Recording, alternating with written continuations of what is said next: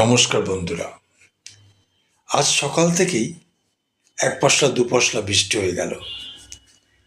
তাই বৃষ্টি কমতেই ব্যাগ নিয়ে বেরিয়ে পড়লাম খড়দাহের নতুন বাজারের উদ্দেশ্যে। দেখি যদি কিছু পাই। এই বাড়িতেই আমরা ভাড়া থাকি।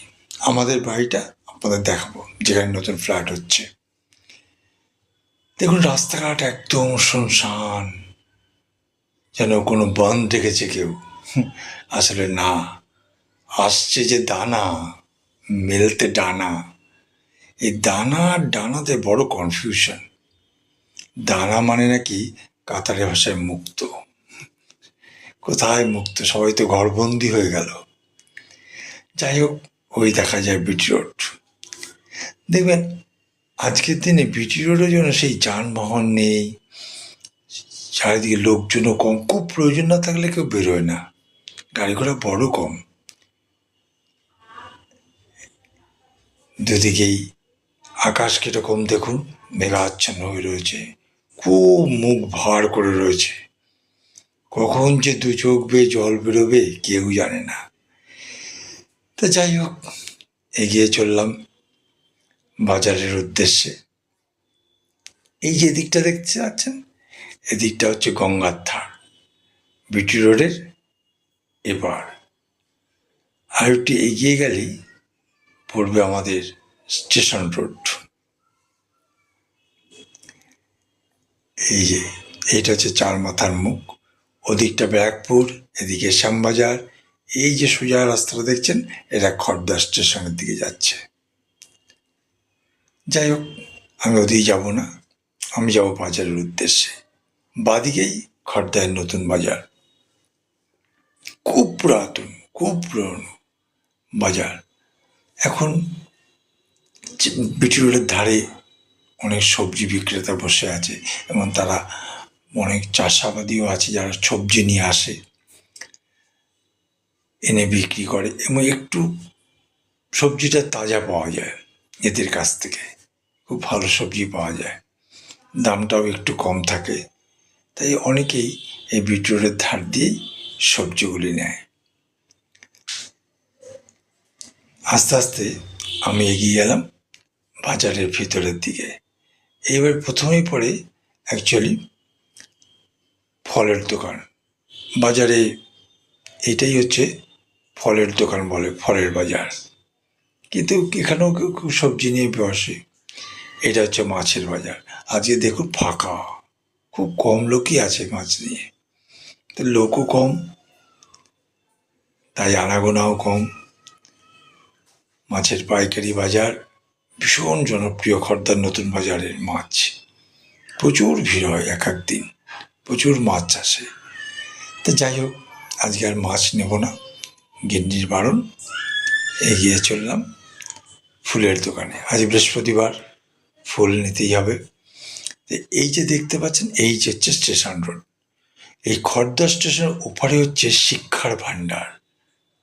দেখুন, সেখানে আছে রামকৃষ্ণ মিশন, ভবনাথ স্কুল, কল্যাণনগর, বড় বড় হাই স্কুল। আর এদিকটা দেখছেন, এদিকে বিটি রোড। আর বিটি রোডের ওপরে হচ্ছে ভক্তির ভাণ্ডার।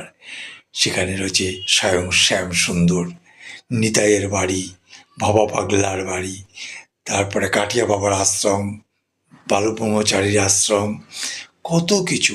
একটু এগিয়ে গেলেই আবার নিমাইয়ের পদধূলি সম্পন্ন পানিহাটি ঘাট। তা সুতরাং আমরা পড়েছি মাঝখানে একদম।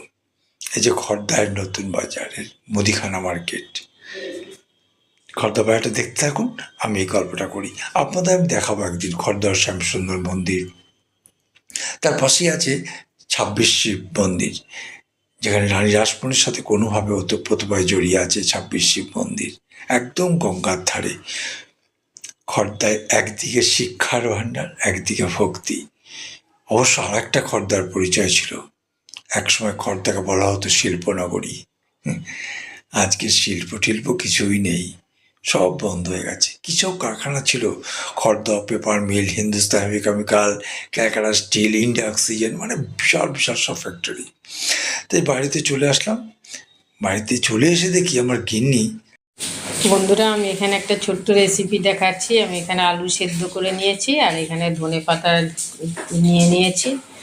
এই সেদ্ধ আলুটা আমি মেখে নিয়েছি আর একটা ডিম লাগবে। ডিমটা আমি দেবো।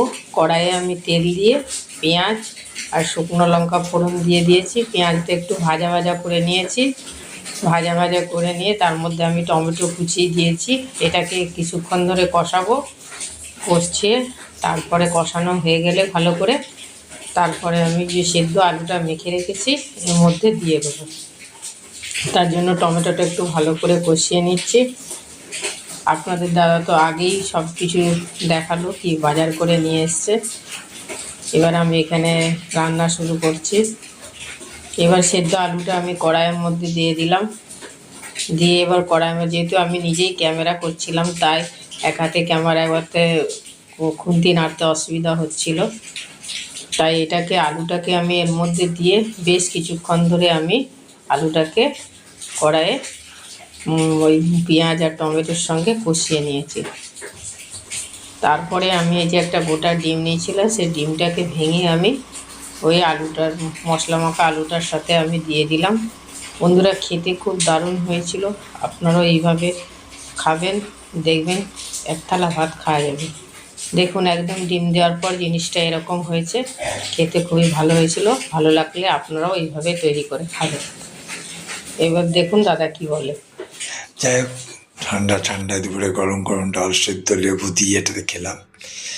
কিন্তু বিকেল 4টে বাজতেই দেখি আসছে দানা, মেলবে টানা, মেঘ কালো করে আসছে।